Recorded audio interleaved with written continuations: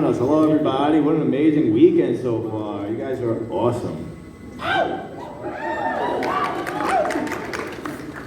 First off, I just wanted to congratulate you guys on cleaning up at the Chainsaw Awards. You won Best Limited Release. Lauren took home the Editor's Eyeball Award, which is something that we just made up this year because we were like, as the editors of Fango, we wanted to recognize certain folks, so Lauren was one of them. And Daniel, you took Best Makeup Effects as well. And the big one, this is not even fucking close. I will tell you, our big writing category, unprompted, we asked you guys to write in Best Kill. It wasn't even close for second place, it just fucking swept you. Thank you. Did you guys see the bedroom kill? You guys like that? So, my dad freaked out also, by the way. I watched with my parents, and my dad freaked out that you were the writer, the director, and did the effects on it. And he was like, what? So I think you just made a new fan also out of my dad. Oh, thank you, Dad. So let's talk a little bit about the inception of this.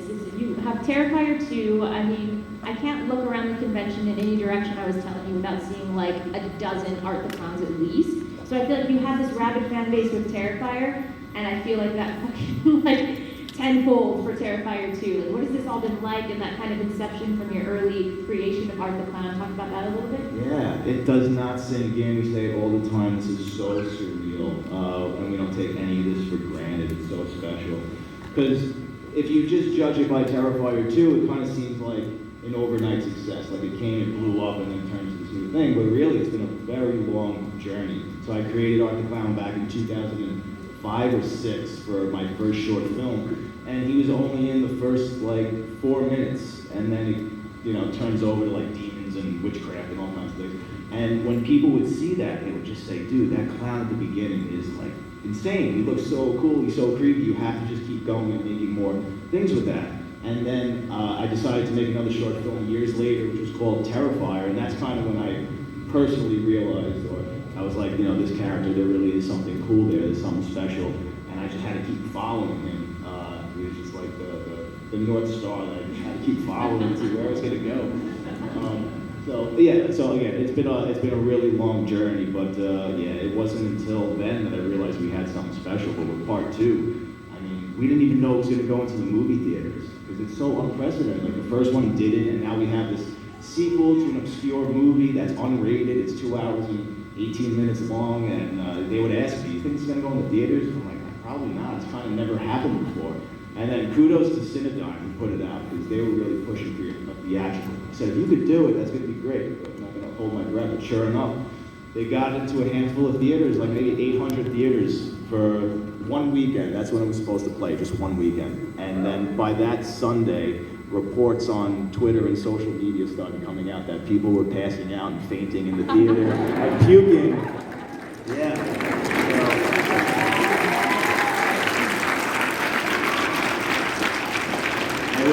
It's organic, it's real, it was not us, I promise you. There's an amazing picture on Twitter that popped up, which I'm sorry, but it was like a guy had a panic attack or puked or fainted, and he's in the lobby, and they put like an emoji over his face in the image, it's like his friend filming him, and paramedics walking over to him, and above his shoulder is the Terrifier 2 poster. It's like, you can't... Who you should really thank for that is the asshole friend who was filming, right? Like, shout out to that. He's like, my friend just passed out in Terrifier 2. It's a pretty gnarly movie. I recommend you go see it. And you got a lot of mainstream media coverage from that as well. Like this was like it wasn't just like horror outlets covering this. Like this was everywhere. It became like a sensation. Yeah. So like I said, after that, then that following week was every morning talk show was talking about it. Howard Stern was talking about it for like an hour segment on his show. Stephen King tweeted about us. Like that's really fantasy stuff, like for someone like me, but it was wild. We wake up every morning and text each other, just like, do you see what's happening? Like, what's going on now? Who's talking about us now? So we enjoyed it. We were able to take that in. David, I can't wait. You want to talk to us a little bit about, you have a wordless performance, but you bring so much to that. What do you do to prepare for that and to kind of differentiate from other roles where you're playing a creepy, wordless monster? Well, first of all, I kind of based art off of so many different characters that I grew up watching, because I was given a great I guess, upbringing with film, with classic film. I was watching old black and white comedies and stuff like that. So I was watching Marx Brothers and Chaplin, Buster Keaton, all those guys growing up. And that's where I pulled a lot from, was those great silent comedians that came before me, all the way up to Peter Sellers and Jim Carrey, Mr. Bean, Doug Jones, all those guys. There's so many great people to learn from, and I just adapted. But as I was telling you backstage, I also like to bring in animal characteristics to a lot of characters I play, especially villains and predators and stuff like that. And I based art off of the vulture. So that beak nose, he always has a little hunch, but vultures, birds of prey, they use their eyes first. So it's like I would always look at something with the head moves. That's how birds are. So I based him off of the vulture. It's kind of weird, I know, but it works.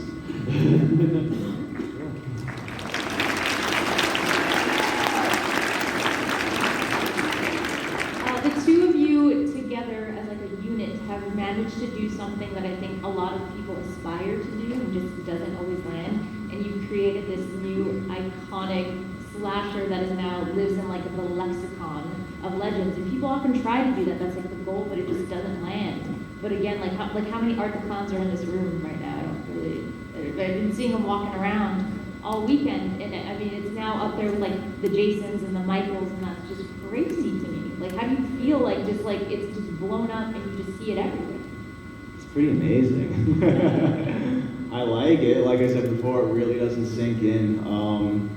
I've been I think it's because hopefully the reason why it worked is because it's organic and it's always coming from a genuine place of a genuine fan. I've been obsessed with the slasher since I'm a little kid. I used to have the Screaming model kits when I was like 6 years old. Like Jason, all of them, Michael Myers, Freddy in my room. I was watching them since I'm 3. Literally. Thanks to my mother, I say all the time. She named me after The Omen. I'm sure you all know that. So I was subjected to horror at a very young age, and really just consuming that for years. And I was always kind of the outcast amongst my friends and everything. I was the weirdo horror kid, But eventually, you put so much stuff in, you got to put something out eventually. So when I realized I wanted to be a makeup artist and filmmaker, I mean, it's really everything is just giving back, paying homage to the things that I love. And Terrifier and Art the Clown, they really are. It's just this hodgepodge, this collection of all the greatest hits of the slashers and movies that I grew up idolizing. What was your first horror movie? Do you remember? I mean, does Jaws count? Because that was the first one. Yeah. Definitely Jaws, and they were the first movies I started watching were all taped off of television, so they were edited. So, but believe it or not, it was Halloween, Friday the 13th Part 4, 3, and Nightmare on Elm Street 1. Those were like, and I'm talking 3 years old when I was watching those. Yeah. So, see, there you go. People don't believe it. Yeah, no joke. Shout out to your mom. Yeah, For sure, Mama Leone.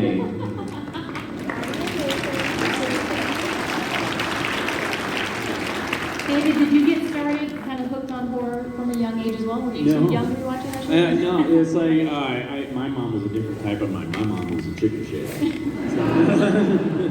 She thought The Fall of the House of Usher was the scariest movie of all time. So if she was still alive, she'd be like, "I love you, baby, but no, I cannot watch this." But I was a little late to the game. I didn't really start. I mean, I saw Poltergeist though one time when I was a kid because right when it came out on VHS. And my parents had a watch party at their house, and I snuck out of bed, and we got to the clown strangulation scene, and that freaked me out, and that's when I revealed myself to everybody. And so yeah, my mom also used that movie to get me to behave because I used to always sit right in front of the TV set, and she's like, "If you sit that close to the TV, you'll get sucked in like a little girl." It worked. For years, I used to walk like a wide berth around the TV when it was on. It worked. She was notorious for that kind of stuff. She was creative. She told me also if I picked my nose and ate my boogers, that the boogers were worm eggs, and they would hatch in my stomach, and I would have to get my stomach pumped. I believed that too for a long time, and that's why I'm Mark the Clown.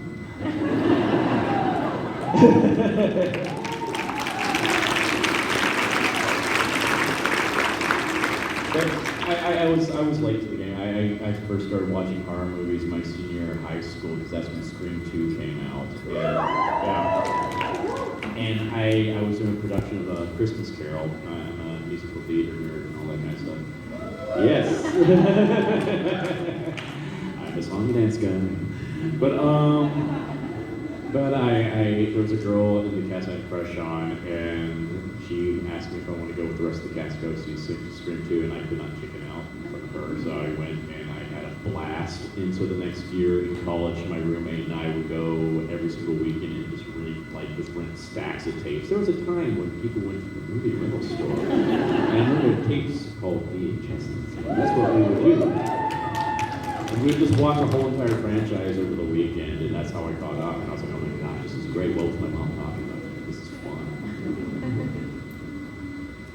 You also created, which I appreciate, an iconic final girl in Terrifier 2. That look, I was hoping that I would see a lot of those this weekend. It's maybe it's difficult to replicate. It's a very hard costume, but there were a couple. One in particular was like astonishing. Yeah. I don't know if she's here. She had just finished it that morning too. Yeah, it was really good because that was one of the hardest things we had to build in the movie. Believe it or not. Really? Yeah. Like we were building it up until the moment we started shooting it. The first time we shot her in the costume was her going into the carnival, the exterior when she's looking for Jonathan, and it still wasn't finished. Like we shot her from behind, like she only had like one side of the skirt finished, so we had to like turn it around. They didn't have any sheen on it, but yeah, it was a nightmare, that costume. But it was worth it though. Yeah, it was worth it.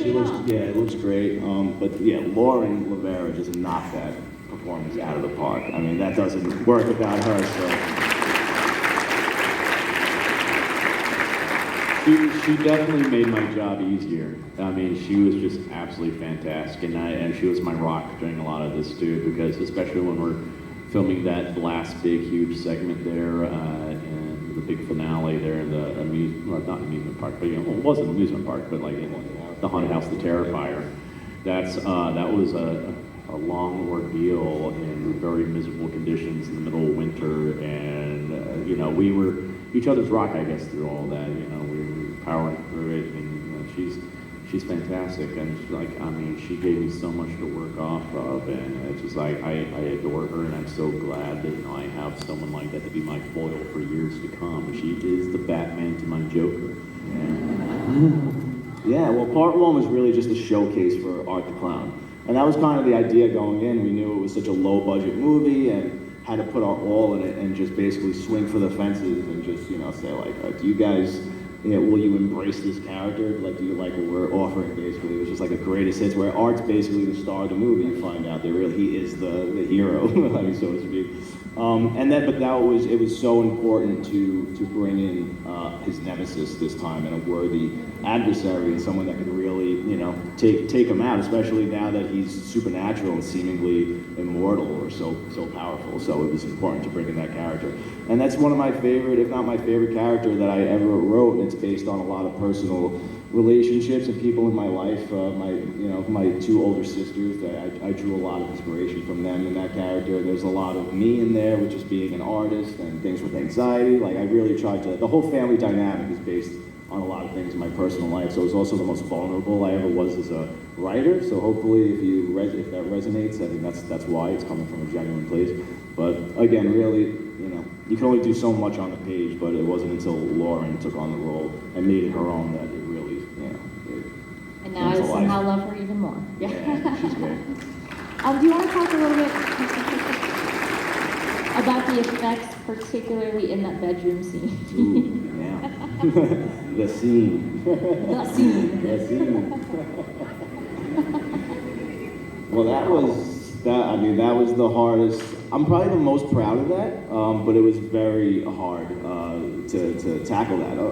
Originally, for the first time, I wanted to bring in an additional makeup team to help me, because I did all the effects. Me and my partner Phil did all the effects on Terrifier 1, and it takes forever. I mean, you really need a crew to do that. And after I wrote part 2, I was like, this is insane. This is like the apocalypse now of like slasher indies. I said, there's no way I'm going to be able to do this. So we tried to get a team to come in to pick up the slack. it looked like it was going to work, and then maybe a month or so before we started shooting, they bailed out, and now we were really behind. And I was talking to Phil. I said, "Do we stop? Do we postpone?" He's like, "We keep postponing. We just got to jump in and film, and we'll figure it out as we go." And that just meant me and Phil had to do all the effects as we were going, and we'd have to basically stop production for like a week at a time, build the effects, go back into shooting. So everybody was like always on standby, and that's why it took so long.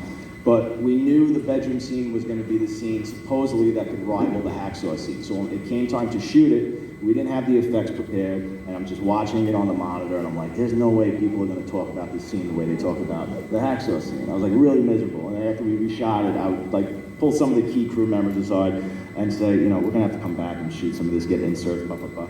And then we got hit with COVID, and we went into lockdown, and I was like, oh, I have all this time and nothing to do right now. I said, I'm going to reconfigure this entire scene, spend all this time just building the effects the way they should be. So I just went back to Phil's house. We were in his basement for months. We molded his daughter's entire body, like every body part that we could use. I wrote out a list of things we could possibly do to Casey, and we just like chose like 10 of them that we could do.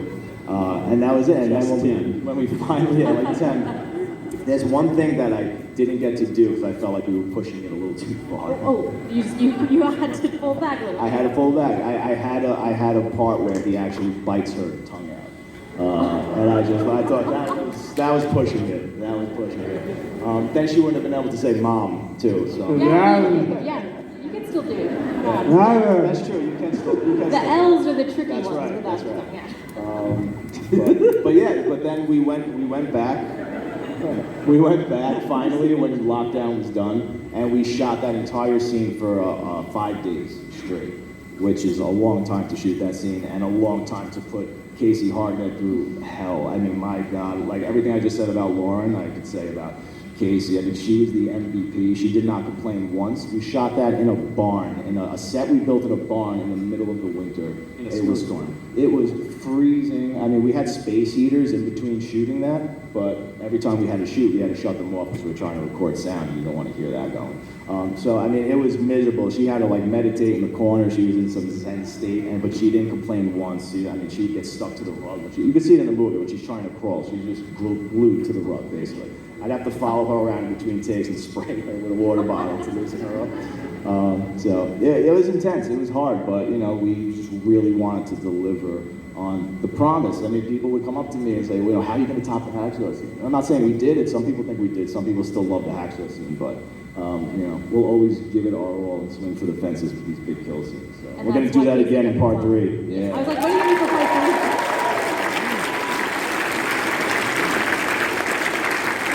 I'm afraid of the big part 3 kill. I'm like, I don't even know where you're going to take this, I sir. wish I could tell you what it is. I don't even know yet. He knows a piece of it. Yeah, I came up with it like a while ago, but then a month ago there was something missing, and I finally realized what it's going to be, and you'll know it when you see it happen. Well, that's the thing. I want to make sure we have time for audience questions. If you guys want to line up in the middle, there's a microphone right there. Go ahead, go for it.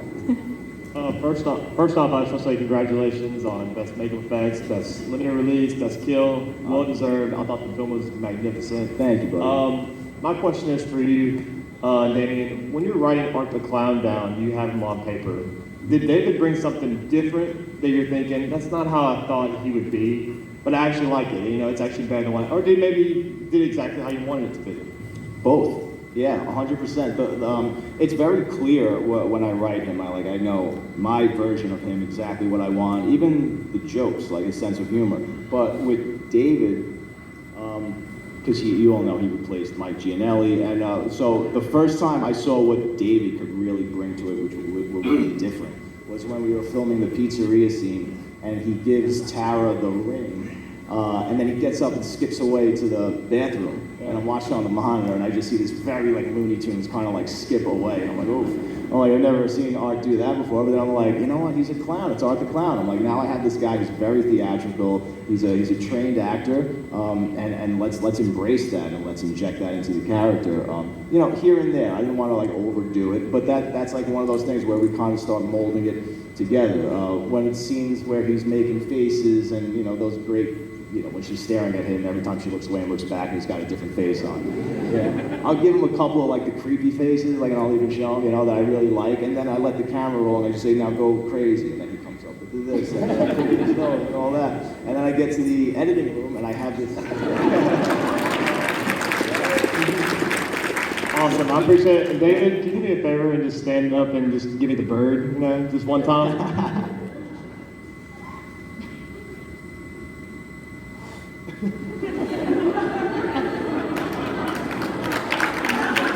Awesome, thank you.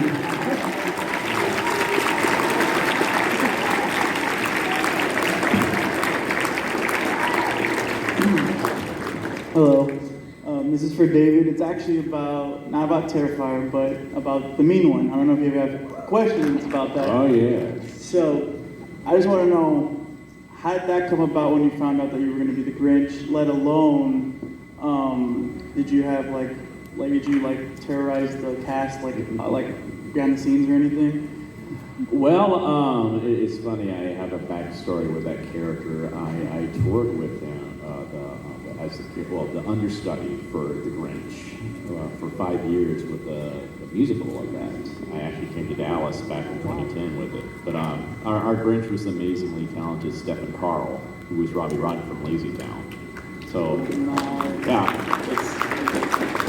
he was fantastic. And so I mean, he's influenced both of those roles that I'm known for now. Is of course, with the mean one also is art, because Stefan was actually trained in clowning and mime and all that. So I went to him when I first got cast as art, and I'm like, hey, I'm going to be playing this character.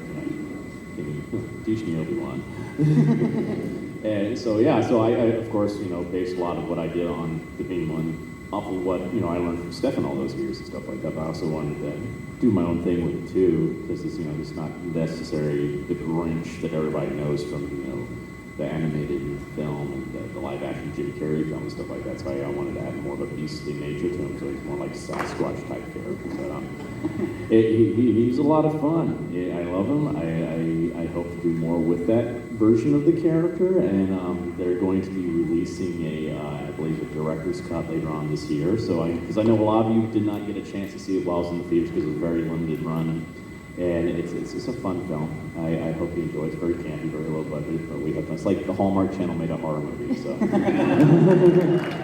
yeah, I appreciate it. But yeah, that character it's one of my favorite American tales, because really that's How the Grinch Stole Christmas is America's first real Christmas story. When you think about it, so much of the other Christmas stories that we have are based in Europe. So that's a very uniquely American Christmas story. So yeah, I love it.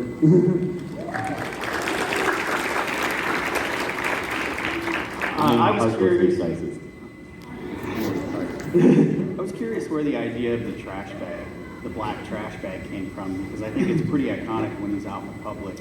It gives a different look to him than the average killer. Thanks, man. Yeah, I just wanted him to, all these movies, especially Jason, he kind of always has to go look for a weapon, or he disappears, comes back, he's got something new. I wanted him to have them all at his disposal, and he could it's his bag of tricks. He could pull anything I want out of it at any time. So it's almost like a cheap trick. I'm Mary Poppins, y'all. And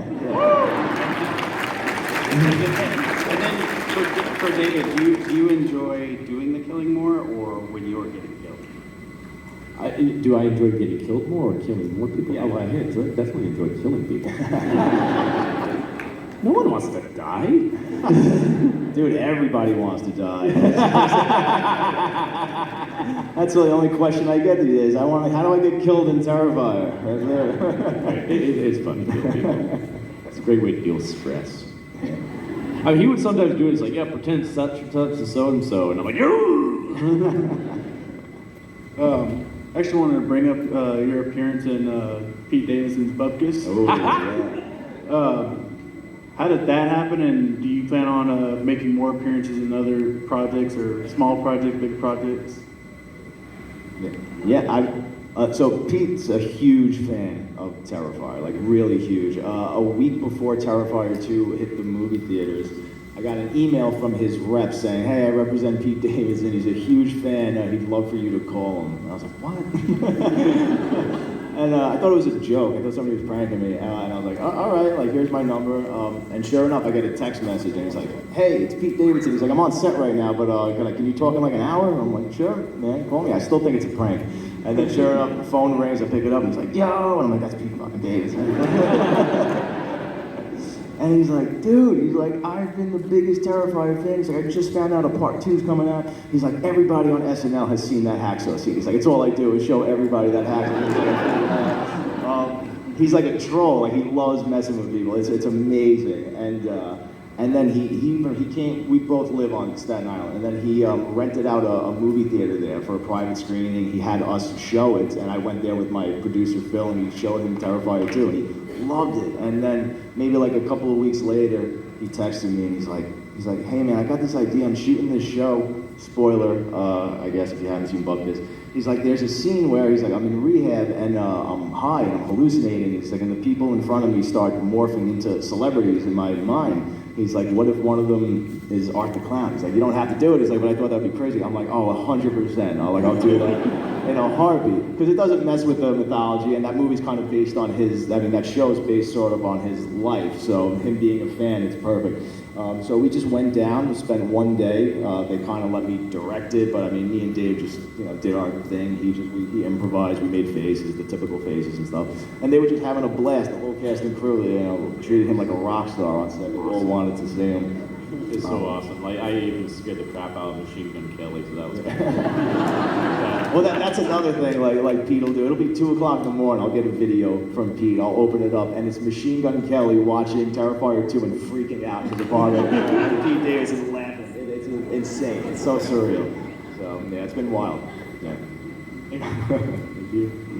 Alright, so after I watched Terrifier 2, my mom looked over at me, and she's like, I wonder what kind of trash bags they use. So we were just curious. What kind of trash bags do y'all use for Terrifier? Hefty. Now, whippy. Good question. I double bag it. Movie magic. Hello, I was Hello. actually wondering if you could film any movie with art versus any slasher or horror villain in general, who would it be? Art versus who? That's a good question. Me, I would choose Freddy Krueger, for sure. Either facing off or teaming up, because they both have a great sense of humor, and now they're both kind of living in this supernatural world. I think there's a lot you could do with those two. It would be fantastic. Yeah, I don't want that's also one of mine too, but I also would like to bring in another lower budget indie. Exactly! Because they're both so messed up in their own way. I think that'll be an interesting team up, really, more than anything. So yeah, I still haven't been able to meet Billy yet, and I know he's here this weekend. We always chat all the time online and kind of rib each other, so it's a lot of fun. So I just want to give my love to Billy Pond right now. Thank you. I have 2 questions for both of you. My first one is, what's your favorite weapon that Art uses? Mine would be his, I guess what you call it, the cat o' nine tails. I think that's his most unique weapon that he has. I think it's a really cool weapon. It's a horrible thing too. I've actually now been on the receiving end of it, both on screen and in real life. Because Lauren got me across the lip one night with that thing, and I was like, woohoo! I was like, now I know how it feels for everybody else, and that's not a lot of fun. But what I think is really cool about that weapon too, what makes it a little bit more unique, is those aren't ropes attaching all of the instruments. That's the hair of his victims. Yeah. Ooh, that's kind of messed up, y'all. I got that from Boba Fett, believe it or not. Because he keeps the Wookiee braids. I remember, from the trophies from the Wookiees he's killed, and I remember just reading that a long time ago. I was like, oh, that's pretty cool. So now Art uses the braids of his victims. And I was also wondering, what's your favorite horror movie kill in any movie ever? Damn. I love the marionette kill from Nightmare. Ooh, that's a really good one. Yeah. I think that's just so messed up. And just all the, it looks so cool too. So creative, Yeah. right? I can't think off the top of my head, but I would say a kill I watch over and over, and I already said it's my favorite movie of all time, is Quint being eaten at the end of Jaws. Yeah. Hi, I was wondering, so Terrifier has some of my favorite. You look kills of all amazing, by the time. way. Thank you. Terrifier has some of my favorite kills of all time. What was the inspiration behind, like, the hacksaw kill, or even, like, the bedroom? Yeah, the hacksaw kill, thank you, by the way. It's appreciated. The hacksaw kill was, I was looking up medieval torture methods, just trying to get new ideas of things I've never seen before in a slasher film. And once I saw that, I was like, I never saw a killer do that to a victim before. And I said, let's try and do that. And then the alley bedroom kill scene was based on a photograph of Jack the Ripper's last victim. You just see her corpse in a bed, and it was so disturbing to me. And I said, what if Art the Clown did that, and I'll just reverse engineer it and show how that person ended up in that situation. And then other kills, it could just be a generic kill from a million slashers, and I'm like, how can I take that and put my little twist on it? It could just be something as simple as him killing somebody with a butcher knife. And I'm like, how can I do that differently? Or just stab somebody 1,000 times instead of once, so the blade gets stuck in their face, and just do like little unique things. And then follow-up question, what was your favorite kill to do? Oh, definitely Allie's kill. that was just crazy. And we shot that for like 5 days too. So it's like each day it's like, oh, what are we doing today? And I think one of my favorite parts of that one was the wishboning of the hand. That was like, well, hi. And I did not expect the hand to split as far as it did too. That was a one-take thing. I'm like, oh my god. I'm sorry. Yeah, they're all one-take deal. You only have one body part per. yeah. Thank you. Thank you. Hi. As an aspiring horror film director, this question's for both of you. What advice can you give to anyone who wants to make a horror movie? David as an actor, Damien as a director, what advice would you like to give? I say number one, keep learning. There's always something new to learn. I'm always trying to learn new things as an actor, new ways to tackle characters, etc. I mean, I learned something from our new Predator yesterday, just about how he approached, playing the Predator, just how he changed his stance with his hips and how he walked forward. That's a cool idea. I'm gonna have to remember that for something else. So I say always keep learning. There's always something new to learn, and always be consistent. It's like in this profession, you face rejection on a daily basis. You will get more no's than you get yes, but it always takes that one yes to change everything for you. So I waited tables for 13 years in New York City doing side acting jobs, and then all of a sudden one day this little audition came up for Terrifier for this low budget independent film, and I had no idea what it was going to do for me. And it changed my life. So just keep on. This is something you truly love to keep on.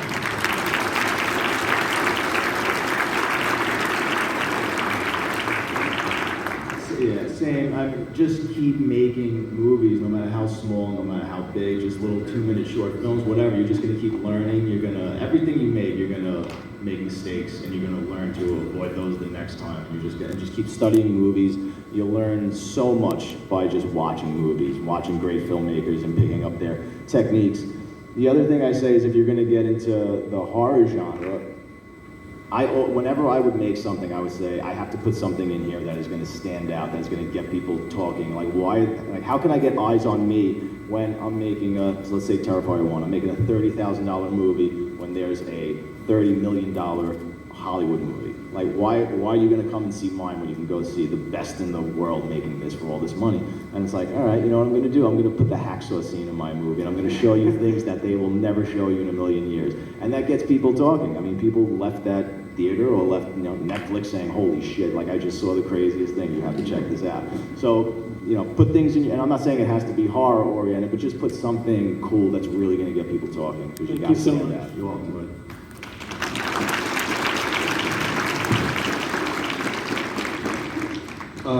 Just again, thank you so much for making the Terrifier movies, because they're awesome.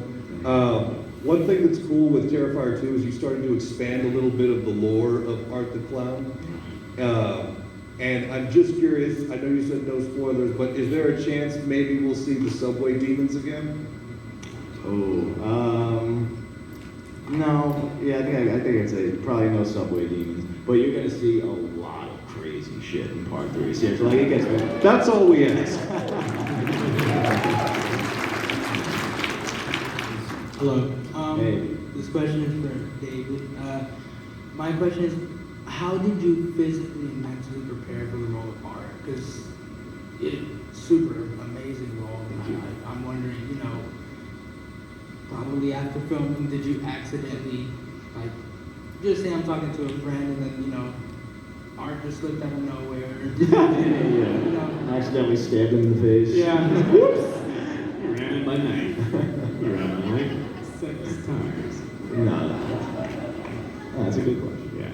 Well, first off, I wasn't the first one to play Art. It was Mike Gianelli played him in All Hallows Eve, so I already had something to base him off of, which I was very grateful for. It made my job easier. So Mike set a great foundation for me to build off of. So I looked at a lot of his performance, so I could get a lot of the nuances he brought to the character, and then I wanted to bring more of the physical clowning aspect to Art, since he is Art the Clown, and I felt that would help separate him from a lot of the other silent killers out there that add more personality to him, especially since the makeup lends itself to more versatility because it's not behind a static mask like Michael Myers and Jason and those type of characters.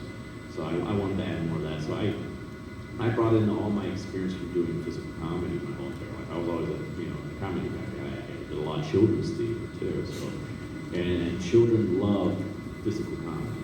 They're more into the physical than the verbal. And of course, Art's definitely not verbal. So so I added a lot of what I learned from growing up doing that kind of comedy, and also from those great physical actors I mentioned earlier. And I blended that with my love of great villains. So I put a lot of I look at Art as an amalgamation of all the horror slasher icons that came before him. There's little bits and pieces of every single one of those guys inside of him, and a little bit of Joker as well, of course. And I just blended that together and out came Art. But yeah, sometimes it slips out to everyday life, and it's kind of crazy. Now I sometimes even notice like someone annoys me on the subway or something like that. I'm like, I'll let Art handle this situation. I'm like, I need to go to a therapist. Thank you. Thank you. Hi, I'm Flo. Hello. I have a couple of things to say. David, what made you pick David? Like, what was it that was like, that's gonna be him? My butt. When I saw his butt in Terrifier 1, I knew I had to put it in Terrifier 2 again. I need to stop drinking Monster Energy. So, there was never an audition for Art the Clown with my buddy Mike Gianelli, right? So when I was making the first short film, The Ninth Circle with Art, I already had his life cast, and I knew I was going to sculpt a prosthetic for this character. And I said, hey, dude, I already have your life cast. I said, I know you're not an actor, but I have this clown character. All you really got to do is just sit there and make kind of like weird faces and smile. And just kind of like walk from here to here. I'm like, trust me, you can do it. I need you. It'll take you like one day. We'll shoot this. And he's like, oh, all right. And then before you know it, he gets roped into playing Art the Clown, and it starts kind of taking off, and then he has to keep playing him. So when it came time to do Terrifier, and I called him, I said, look, this is our shot to make finally a feature, that we've been trying to make forever. And years had gone by, and he just, had a heart-to-heart with me. He was just like, dude, I'm not an actor. I don't really, want to do this with my life, and I can't go through all these hours in the makeup chair and this and that. So he, walked away. And then I said, all these years, everything I've made, the ups and downs, but pretty unanimous, everybody loved Art the Clown. Like, he worked. And I was like, shit, now I got to start from scratch, and I have to find an actor. But now that I was holding auditions and I could start from scratch, I said, I want this actor to be taller and thinner because I think he's going to look way creepier, and it's going to just make the prosthetic look so much better because I sculpted a very gaunt, zombie-like, features, like with the sunken eyes and everything. So Dave was like the sixth person to come into the room, and as soon as I saw him walk in, I was like, bingo. I was like, that guy's going to look great in that makeup. He's gonna look great in that prosthetic. And then he had this really wonderful big smile as well. Show me. Yeah.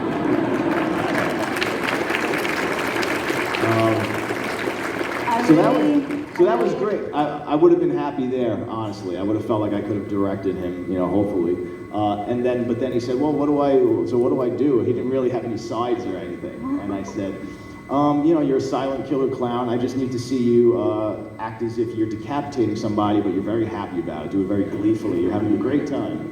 And then you could see the audition online, and he just flipped the switch, and he just did what you now see as Art the Clown, basically. And I was like, oh my God. I was like, now this is an actor I could put in that makeup, and he's going to bring so much more to it. So he was, like I said, he was about the sixth person to come into the room, and it was just me and Phil watching, and I was nudging Phil. We were both laughing, we forgot we were having an audition. We just enjoyed what we were seeing, and when he left, I said, I'm not really looking for anything else. I was like, I think that's the guy. I said, let's just have him come back and put the prosthetic on and film him doing exactly that. And that's basically what we did. So I pretty much knew as soon as he walked in the room that he was going to be the guy. Yeah.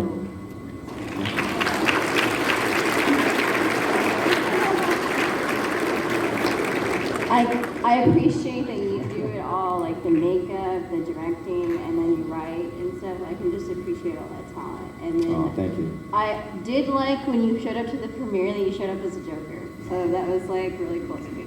Thank you. Thank you. And you dress for the job you want. Hi, I just wanted to say thank you for making the movie. One of my first memories as a child was the opening scene with Drew Barrymore hanging from a tree and Scream. So it's been a while since I found a movie that I gravitated towards, like the Terrifier and just the whole character in general, the colors you use for the movie, the camera you use, everything, all the details I love. I actually want to make movies one day. I have a kind of a weird question is, do you have to base yourself in Los Angeles or New York in order to start making horror films? Or do you think, I live in Las Vegas, so I'm not really sure if I should take the plunge and move there or try to do what I can where I am. Oh, definitely not. You could do it anywhere. That's one of the reasons why I do everything, because I was alone. I wasn't surrounded by filmmakers. I was the only horror weirdo, and I was making movies, home movies, since I'm 12. So you're not really going to go out and find crew members and things like that. You just get your friends and stuff. So as years go on, I would teach myself how to edit, and I have to write my own things and just do my own special effects. And eventually that carries over, and then you just, eventually you'll start finding like-minded people and more professional people. But you definitely don't need to be. I mean, it could help. It could help. I mean, if you're an actor, that's a different, question maybe, I'm sure.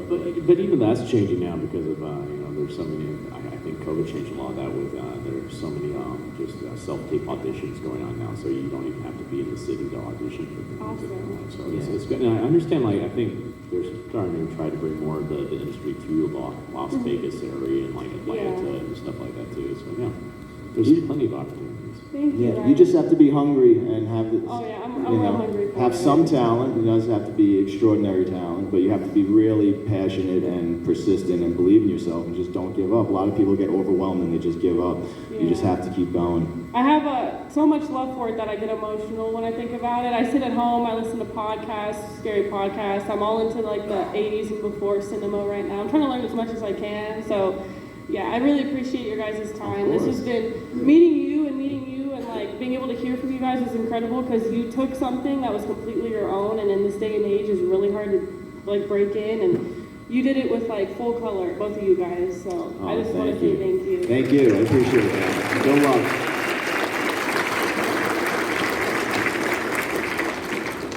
Same as what she said. Mine's also in the film-making aspect. I was more curious for both of you, what non-horror films are the ones that make you want to do what you do, if there are any? For me, what got me in was Fellowship of the Ring, Rear Window, and Marx Brothers. I also love Marx Brothers. Duck Suit? Mm-hmm. Night at the Opera. No, there's actually a kill that I would eventually want to put into one of these movies one day. I'm not going to give up this role until I get to put it in. It's a take on, I want to do something from Duck Suit, so. Yeah. Well, I know your answer. Yeah. My answer, it's my favorite movie of all time, and it is why I got into wanting to, do movies, being more of an actor, especially a voiceover actor. is Who Framed Roger Rabbit.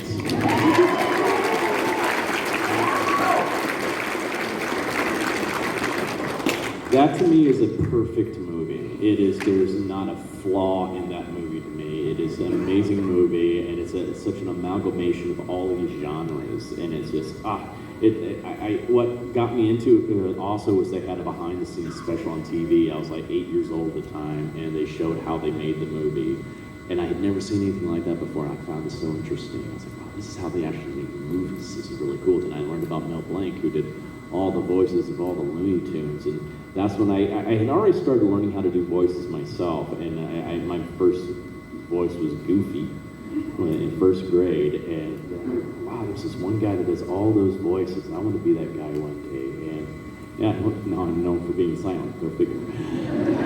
But yeah, but that's the movie, and recently I got to meet the creator of Roger Rabbit, Eric A. Wolf, the author, and he's just an awesome dude, so I had to thank him, like, dude, I would not be where I am right now if it weren't for you, so. Yeah. I think we could all agree that horror fans are just movie fans in general. Like, we could all pretty much talk about any genre, right? In-depth movies that we love. And so I'm obsessed since I'm a kid with all movies and all genres. And even this is like Terrifier 2, I pay, you know, homage to movies you would never imagine, like when Sienna's suiting up. I mean, that's me doing my version of the scene in Commando when Arnold's suiting up on the beach, right? I knew that going in, like that was going to be that scene. And also, when I really decided that I wanted to be a filmmaker, it was just when Pulp Fiction came out, and Tarantino like changed the game. You know, you'd never seen anything like that. Like everybody wanted to become a filmmaker, so I was so heavily influenced by him and still am big time.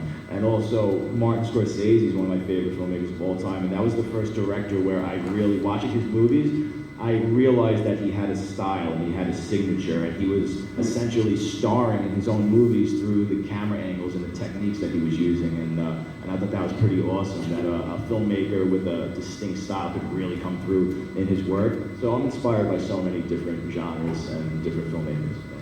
I watched The Fablemans last night with Spielberg. Oh, my God. Jaws, I was like, oh, yeah. Okay, that's me. He's the best, yeah. Hello. Hey, so I have one question for each of you guys, if that's okay. Wait, were you Sienna? Yes. Yeah, You made she me had the cry best in the Sienna video. costume. Yeah. I'm gonna cry again. So I was wondering, this is kind of specific, but when Sienna first meets Art the Clown, she's wearing this like horizontal striped sweater. Mhm. Is that intentional? Because like Yeah. Art the Clown wears vertical and she's like the inverse of him.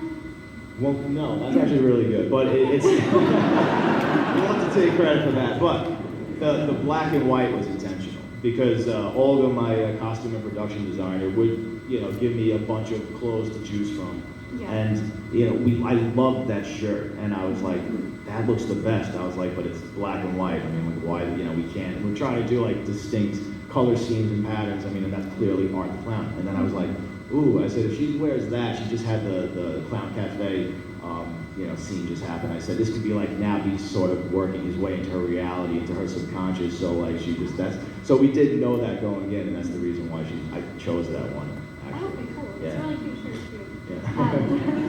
And then David, you said you're a musical theater nerd. Do you have a dream role that you would want to play?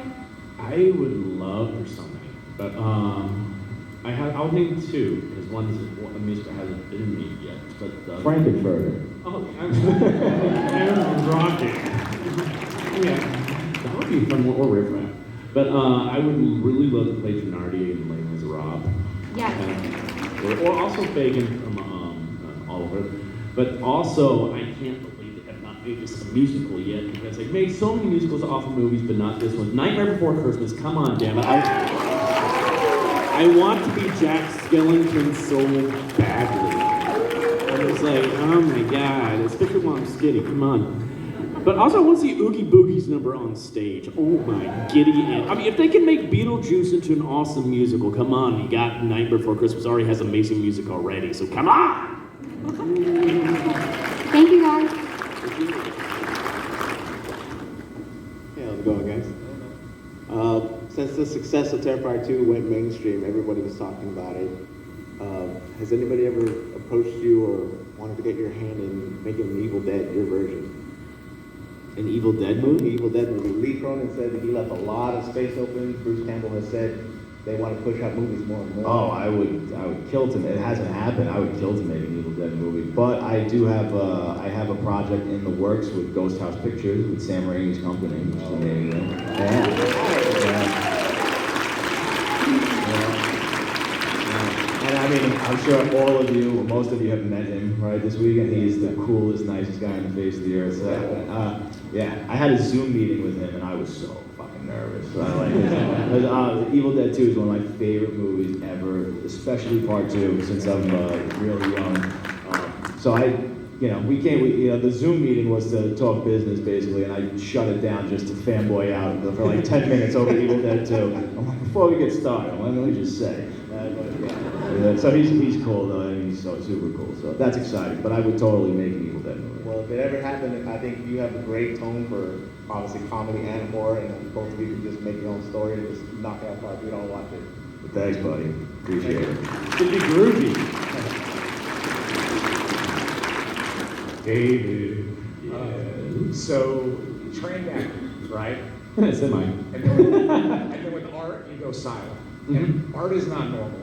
His behavior and his mannerisms are far beyond normal. It's so believable on screen. What is your lion face, lemon face before they get action? What's the last thing that you mentally or physically prepare for before action?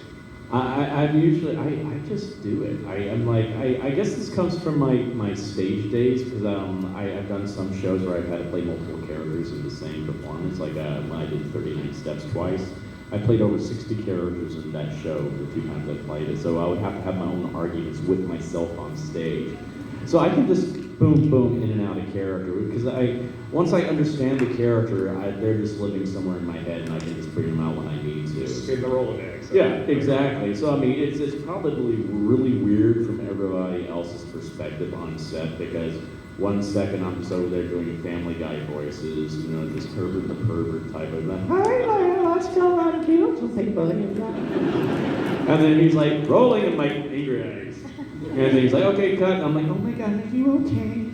I didn't hurt you, did I? And then I'm back to myself. So that's, but like what I do with myself though is since I don't have any lines, I'm always making up my own dialogue in my head. So I have something to go off of for beats and all that kind of stuff. And it helps to just, naturally, I just make faces off of what I'm thinking in my head. So it helps me at least. I don't know what other people do, but that's why I'd love to live up there one day, just for like an hour. It's a crazy place.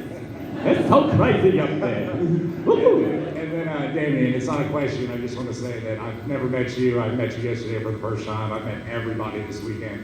For a complete stranger to walk up and go, dude, you're fucking insane. And then they had to go, thanks, man. Like, that takes the cake. That takes the cake. It was a pleasure meeting you guys this weekend. Thank you so much for Thanks, man. Thank you, man. Thank you, man. You're closing out the whole weekend, no pressure. Oh, boy. No question, sorry. I just wanted to say thank you so much. As somebody that battles depression and anxiety, a few years ago, I was at the bar with my wife and friends and said goodbye to them, and was going to go home and kind of cash it in.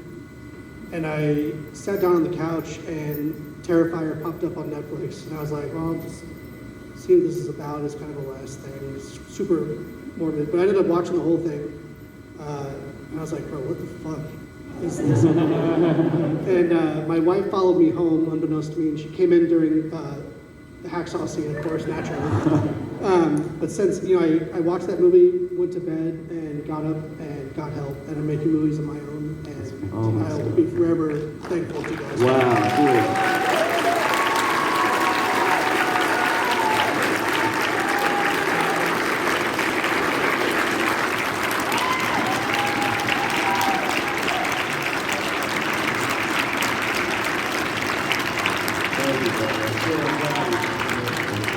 I actually want to add something off of what you said then, because, sorry if I get a little emotional, but I lost my mom when I was in college. And at the time I was studying Vietnam, which just wasn't true. And I went through a hard time during that time period of my life because it was like a year after my mom died, I was starting my internship in the schools. And my dog died, my grandmother died, a good friend of mine committed suicide, and my sister married a homeless man. And it's all in a month that I went to go into my internship in the schools, and I was, at the time, I was like the top of my class. I was like the ideal teacher, you know, all that kind of stuff. And I was majorly depressed. I was very angry at the world. And I was just not in my right frame of mind. I was just downward spiral, and it was affecting everything I was doing in the classroom. I was making mistakes left and right, and I was like, what is wrong with me right now? And then one day, I'm doing story time with my children, and I'm doing all the little fun little voices for the characters, and they're just laughing, having fun, and of course I had to move on to math next, because they didn't want to move on to math, and I didn't blame them, because we were doing multiplication and division and all that fun stuff, and it just dawned on me in that moment that I got more fulfillment out of entertaining my students than teaching them. And I had that epiphany about what I need to do with my life. Because right before my mom passed away, we had our final talk with each other. And it was the last thing she ever...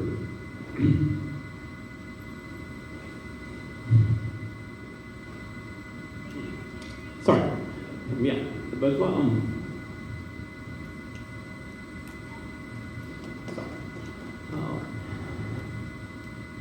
That was the last word she ever said. And he said, life's too short. Don't do what you think you have to do with your life. Do what you want to do with your life. You've been given gifts. Don't squander them. I want you to live the life that you want to live. And it did hit me at that time, you know, but it was that day that those words came back to me, and I'm like, this is what I need to do with my life. I'm meant to entertain people. And I talked to my dad that night. My dad is a NASA engineer, put rockets in space, very, very practical, pragmatic man. And I thought I was going to have this big, huge, long, conversation with him about all this because, I put all this time and effort into becoming a teacher. And he's like, oh, no, your mom and I always thought you should be an actor, but we didn't want to tell you what you do with your life. I'm like, I had a speech prepared. I had this rallying speech to get you on my side, but he's like, no, you need to do what you want to do with your life. It's your life to live. Why don't you just take a year off, get your head back in the game, and then finish up your degree so you have something to fall back on, then move to New York and pursue this. And it was the most freeing thing I've ever had in my life. I just felt like this giant burden was off my shoulders, and I'm like, I can do what I want to do. And so to deal with that depression, I threw myself into acting. I was doing show after show after show after show in Huntsville, Alabama before I moved up to New York. And it saved me because those few hours that I could be on stage or in rehearsal, I was able to escape the horrible stuff going on in my own life and be someone else for a change. And it was so freeing, and I loved it. And that's why I went into this profession. And because I loved bringing joy and laughter, now scares to other people. And that's why it's the best job in the world. And I say, if you're going through something that is destroying you on the inside, know, first of all, that you have people that love you and support you, and they care about you. But also find something constructive, not destructive. Find something constructive to do with your life, to keep you going forward. Whatever it is, something that you love to do. And you can turn that into a career. It's even better. But find something and reach out to people if you need help too. But I'm so happy to hear that you're doing so much better now.